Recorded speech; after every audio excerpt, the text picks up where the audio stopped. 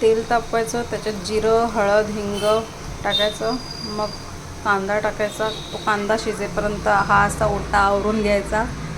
बाबू झोपलाय का बघायचं, भांडी घासून घ्यायची आणि मग परत कांदा तो परत शिजतो. मग त्याच्यानंतर त्याच्यामध्ये बटाट आणि तुझ्याकडे वाल आहेत तर वाल टाक, माझ्याकडे चणे आहेत मी चणे टाकते. हे तुझ्या वाटणीचे चणे मी नाही टाकत आहेत भाजीत, कारण ते राहतील.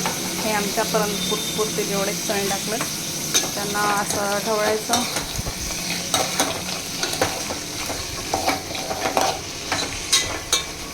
आणि जास्त आवाज करायचा नाही, नाहीतर मग बाबू उठेल. हळूच ताट काढायचं, ह्याच्यावरती झाकण द्यायचा आणि त्याच्यावरती पाणी ठेवायचं झाकणावरती.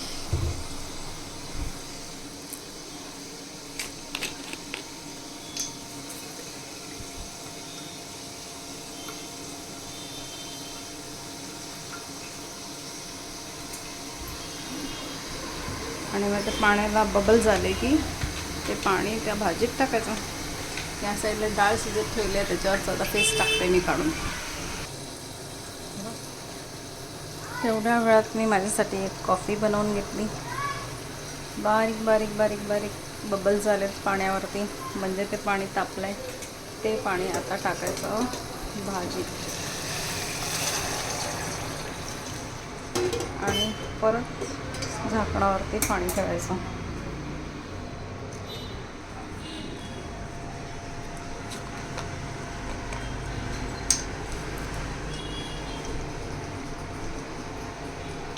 आता हे पाणी तापल्यानंतर त्याच्यामध्ये मग काढून, ते पाणी नको टाकूस आतमध्ये, पण झाकण काढून मीठ आणि मसाला टाक.